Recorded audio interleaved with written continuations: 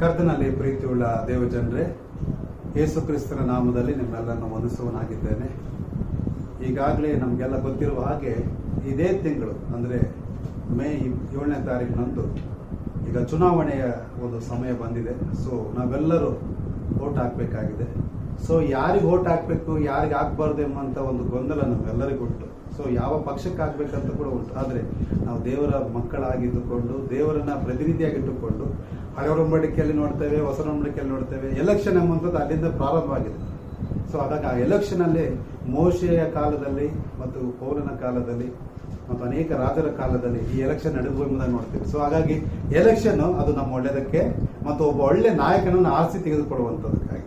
So ದೇವರು ನಾಯಕರನ್ನು ನೇಮಿಸುವುದಕ್ಕೆ ಆತನ ಶಕ್ತನಾಗಿದ್ದಾನೆ. ಸೊ ನಿಮ್ಮ ಉದುವಾದಂಥ ಒಂದು ವೋಟನ್ನು ನೀವು ದಯಮಾಡಿ ನೀವು ಸಲ್ಲಿಸಬೇಕಾಗಿ ಮತ್ತು ಈ ಒಂದು ಅವಕಾಶವನ್ನು ನೀವು ಕೈ ತಪ್ಪಿಸ್ಕೋಬಾರ್ದು. ಸೊ ಇದರಲ್ಲೆಲ್ಲರೂ ಪಾರ್ಟಿಸಿಪೇಟ್ ಮಾಡಿರಿ.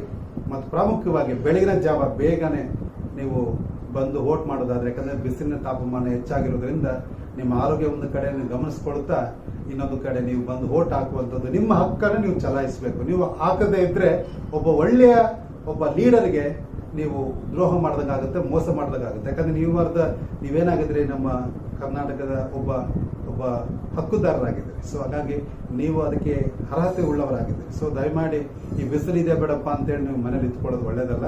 ಸೊ ನಿಮ್ಮ ಹಕ್ಕನ್ನು ನೀವು ಚಲಾಯಿಸ್ರಿ. ಅದು ದೇವರ ಮಹಿಮೆಗೋಸ್ಕರವಾಗಿ, ದೇವರಿಗೆ ಮಹಿಮೆ ಆಗೋಗೋಸ್ಕರವಾಗಿ, ಒಬ್ಬ ಒಳ್ಳೆಯ ನಾಯಕರು ಆಯ್ಕೆಯಾಗಿ ಬರೋದಕ್ಕೋಸ್ಕರವಾಗಿ ಪ್ರಾರ್ಥನಾಪೂರ್ವಕವಾಗಿ ನೀವು ಕಾರ್ಯವನ್ನು ಮಾಡಿರಿ. ದೇವರು ನಿಮ್ಮನ್ನು, ನಿಮ್ಮ ಕುಟುಂಬವನ್ನು ಮತ್ತು ನಮ್ಮ ದೇಶವನ್ನು, ನಮ್ಮ ಕರ್ನಾಟಕ ರಾಜ್ಯವನ್ನು ಮತ್ತು MP ಎಲೆಕ್ಷನ್ ಎಲ್ಲ ನಮ್ಮ ಬಳ್ಳಾರಿಯ ಎಲ್ಲ ಸಮಸ್ತ ವಿಶ್ವಾಸಿಗಳಿಗೆ ಮತ್ತು ಕ್ರೈಸ್ತ ವಿಶ್ವಾಸಿಗಳಿಗೆ ಎಲ್ಲ ಜನರಿಗೂ ನಾನು ನಿಮ್ಮನ್ನು ಪ್ರೀತಿಯಿಂದ ಕೇಳಿಕೊಳ್ತೇನೆ.